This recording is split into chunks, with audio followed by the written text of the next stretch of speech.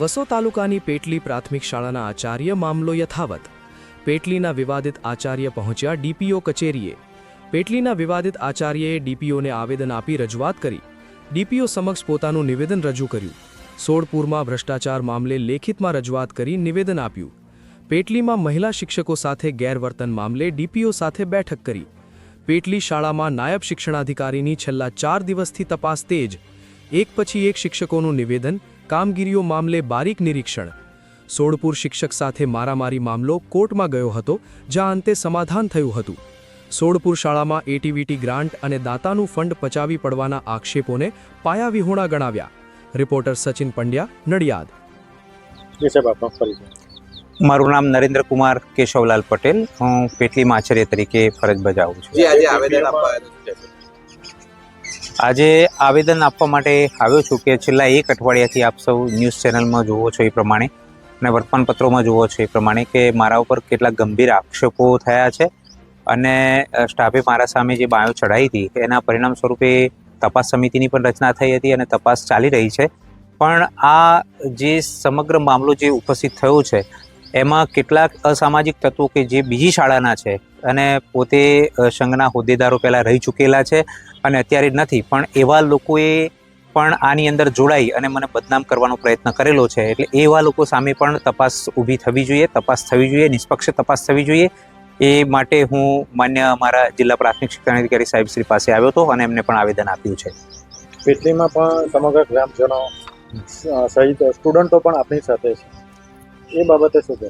બિલકુલ, એમને દૂધનું દૂધ અને પાણીનું પાણી એ વાલીઓ અને બાળકોને ખબર પડી ગઈ છે. શિક્ષકોએ શરૂઆતમાં બાળકોને ગેરમાર્ગે, ગ્રામજનોને ગેરમાર્ગે દોરવાના પ્રયત્નો કર્યા છે, પણ સત્ય ઉપર કોઈ ધૂળ ઉછાળી શકતું નથી અને સત્ય જાજો સમય સુધી છુપાઈ રહેતું નથી. એટલે બાળકો અને ગ્રામજનો અને વાલીઓનો પણ મને ખૂબ સારો એવો સહયોગ મળ્યો છે.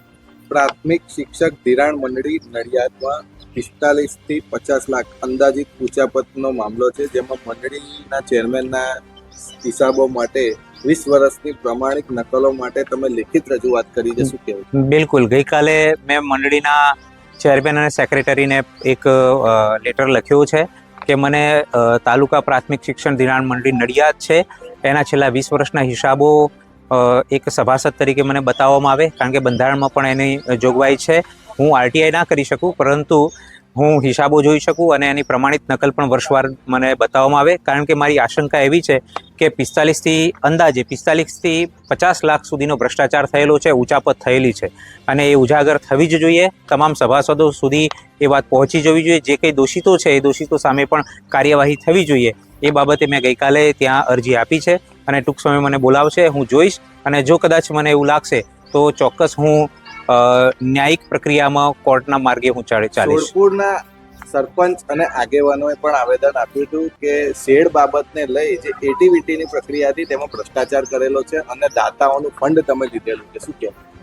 એટીવીટીનો 2.5 લાખનો એક શેડ આવ્યો હતો અને આપ સૌને ખબર હશે કે 2.5 લાખમાં કોઈક પતરાનો શેડ મારવો હોય તો કેટલું વાગે. પણ દાતાઓના ખર્ચે આપણે 2500 ચોરસ ફૂટથી પણ વધારે ચોરસ ફૂટનો એ પતરાનો શેડ માર્યો હતો. એટીવીટીમાંથી જે શેડ આવ્યો હતો એનું ગ્રાઉન્ડ ફ્લોર પણ બિલકુલ માટીનું જ હતું અને તળિયું પણ નાખેલું ન હતું. આપણે 2500 ચોરસ ફૂટનો શેડ મારી અને ફ્લોરિંગ કર્યું છે, દિવાલો ઊભી કરી છે, કલર કર્યા છે, બીજો શેડ વધાર્યો છે અને એની સાથે માટીનું પૂરણ પણ થયેલું છે. લગભગ મારા ખ્યાલથી એ વખતે 8 થી 9 લાખ રૂપિયા જેટલો આપણે દાનમાંથી ખર્ચો કરી અને શેડને આપણે પ્રાર્થના ખંડની અંદર તબદીલ કર્યો હતો. એટલે એ બાબતે પણ ખોટા આક્ષેપો છે. એ તો જ્યારે તપાસ સમિતિ જ્યારે એ તપાસ કરશે એટલે દૂધનું દૂધ અને પાણીનું પાણી થઈ જશે. ચિંતનકુમાર નરેન્દ્રભાઈ પટેલ એ પ્રાથમિક શાળા બાંધણીયાપુરા, તાલુકો વસો, જિલ્લો ખેડામાં એ શિક્ષક તરીકે ફરજ બજાવે છે. શિક્ષક તરીકે કામ કરતાની સાથે સાથે એ જગ જાહેર એક કન્સ્ટ્રક્શનનું કામ કરે છે, બાંધકામનું કામ કરે છે.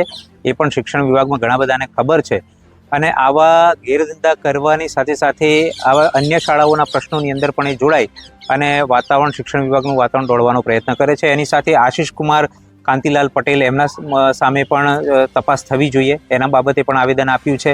અને શરણદીનસિંહ ચૌહાણ કે જે નડિયાદ તાલુકામાં નવા ગામ છે, નવાપુરા છે, ત્યાં આગળ એ આચાર્ય તરીકે ફરજ બતાવે છે. તો એ લોકોના પણ તમામ પ્રકારની શૈક્ષણિક કામગીરી, એમના વર્ગો છે, અને એમના મુવમેન્ટથી માંડીને તમામ પ્રકારની તપાસ થવી જોઈએ એ બાબતનું મેં આવેદન આજે સાહેબશ્રીને આપ્યું છે.